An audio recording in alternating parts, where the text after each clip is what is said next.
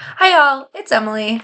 I want to share a story about one student who just will always have a piece of my heart because what he and I went through together, the ways that I saw him change and grow and find success just melts my soul. It really does. Um, this was my first year teaching. I was in North Carolina teaching second grade. And this boy was my first challenge student. He and his best friend had this like white blonde rat tail.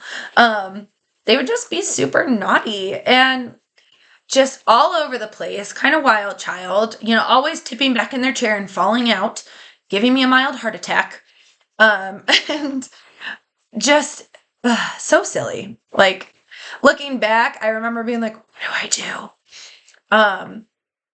In the moment, but it was just, what did I do? I had conversations with this boy. I talked with him. I talked him up.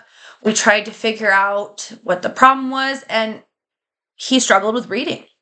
And he was really self-conscious about that. And he was really struggling and had no confidence because of that. His worth was tied to his struggle and challenge with reading. And he wasn't alone in my class. I had a lot of students that were, not at a second grade reading level when the year started. And, he wasn't alone, but I feel like he internalized a lot of that inability to feel proficient with reading.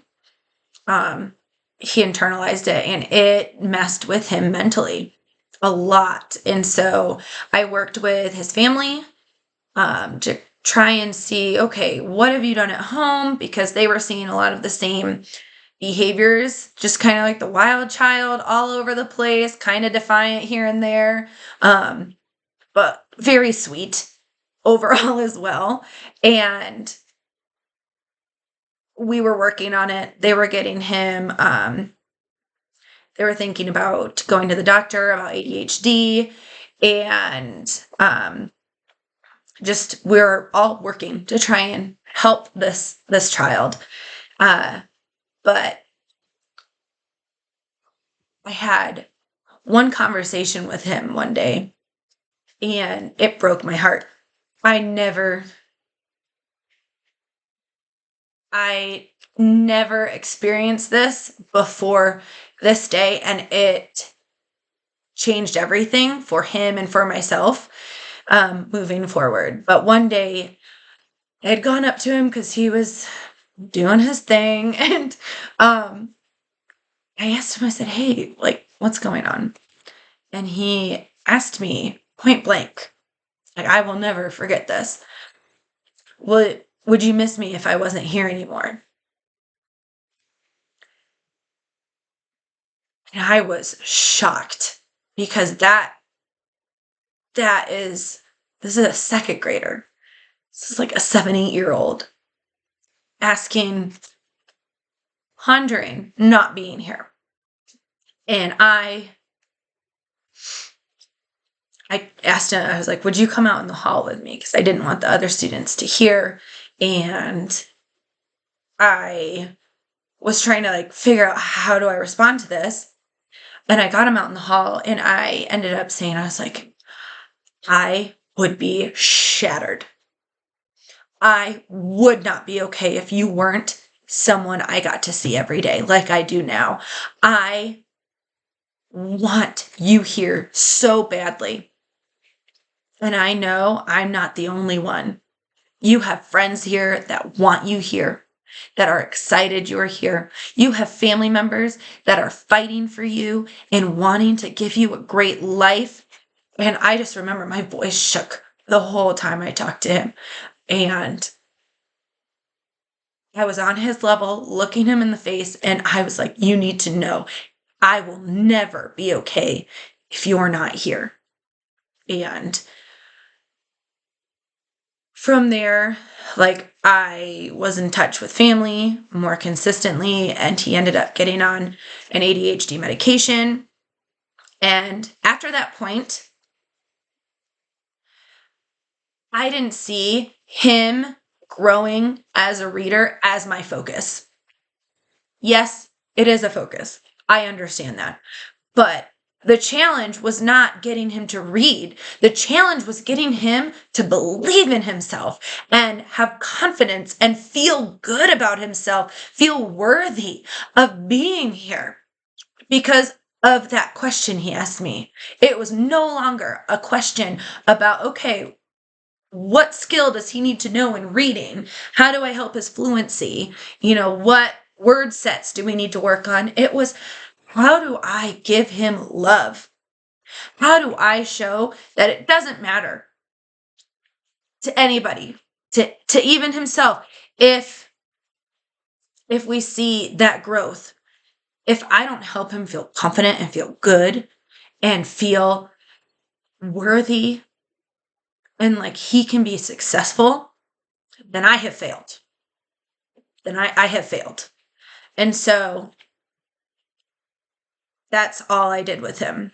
And thank goodness he had his best friend with the rat tail there to join him, because he struggled with reading too. So, I mean, they were great partners. They worked together, and it was 100% building confidence. And I remember one day we were doing a written response. Well, he was in a center, and he was doing a written response to a book he'd read. He got to pick the book.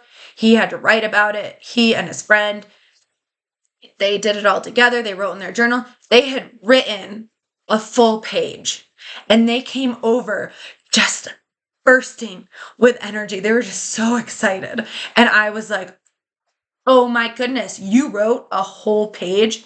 Did I read the page? No. Do I know what they wrote? I still, to this day, have no idea what they ended up writing. I said, did you write this about the book? Can you tell me about this? And they were, they were going through the book, and it sounded like they had gotten information from it. They got some comprehension, but it wasn't about getting the comprehension. It was about them being proud, him being proud of his writing. He was so excited, and he felt it. He felt successful. And that was the greatest day of teaching up until that point. It was the greatest. And I looked at both of them and I was like, this is amazing. I cannot believe you wrote a whole page. I don't think anybody else here wrote a whole page about their book. Like, you really showed that you are a learner. And I saw our principal, because there was a front building and a back building. Our principal was walking in the walkway between the buildings. And so I was, the principal's right there. I will give you permission to go catch her and show her everything that you have done today. And the principal gets to see what I did. Oh my stars. But I was like, please walk, as they're like running out. And I got to watch her joy and her excitement, because, my principal was in on what I had been trying to do. She was a good resource for me throughout this year with the student.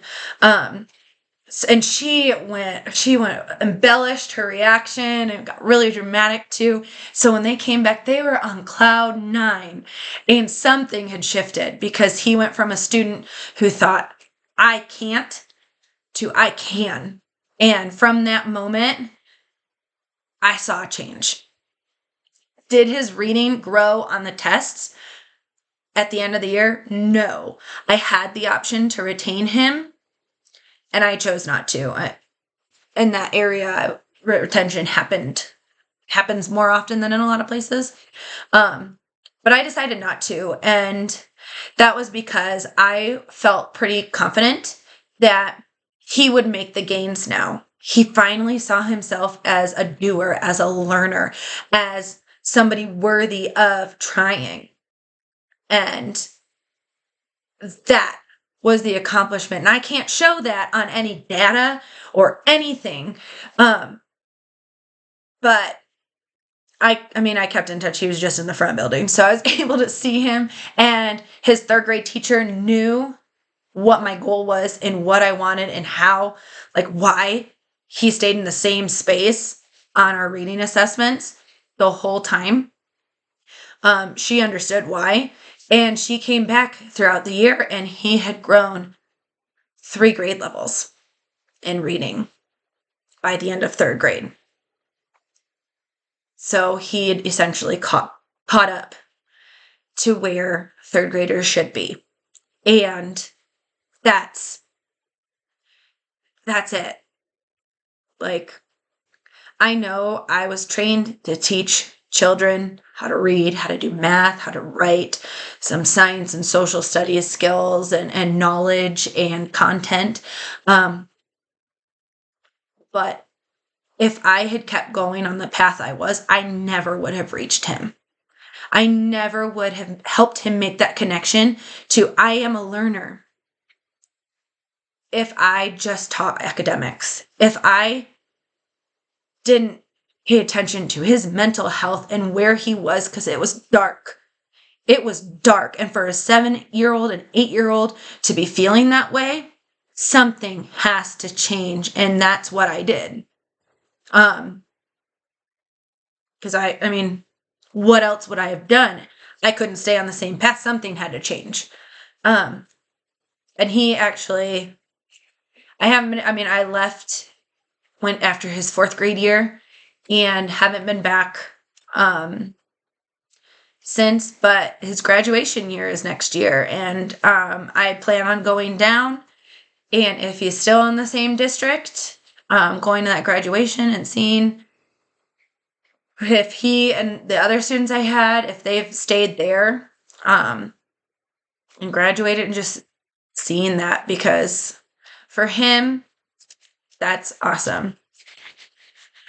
It's awesome. And I know that it looks like I didn't have an impact and I didn't do anything with him, but I think